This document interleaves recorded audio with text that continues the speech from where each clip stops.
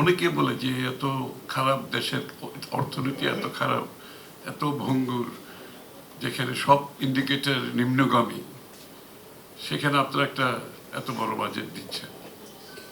তো এটার উত্তর দিতে গেলে অনেক দীর্ঘ সময় লাগবে। আমি সংক্ষিপ্তভাবে ওই আরো কয়েকদিন আগে কথাটা বলেছি।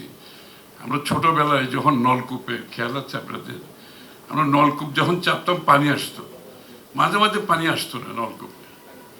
না আসার কারণ হচ্ছে যে পানির লেভেলটা নিচে চলে যায়। পানির লেভেল যত নিচে চলে যায় তখন কিন্তু নলকূপে পানি আসে না। তো বাংলাদেশের লেভেল যে জায়গায় নিচে গেছে, নলকূপের কথাটা বলছি, তখন আমরা কি করতাম, উপর দিয়ে পানি ঢালতাম, নলকূপের উপরে পানি ঢালতাম, পানি ঢালতে ঢালতে ওই নিচে যে লেয়ার যত নিচে গেছে ওটাকে আস্তে আস্তে উপরে আনতাম, তারপরে যখন পাম্প করতাম তখন পানি আসা শুরু করতো।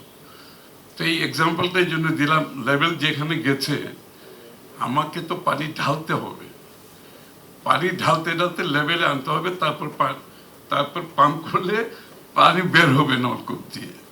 তো বাজেটের বিষয়ে, বড় বাজেটের বিষয়ে আমি এটুকুই বলছি, এর বেশি বলার প্রয়োজন নেই। আমি মনে করি you got the message what I am trying to say.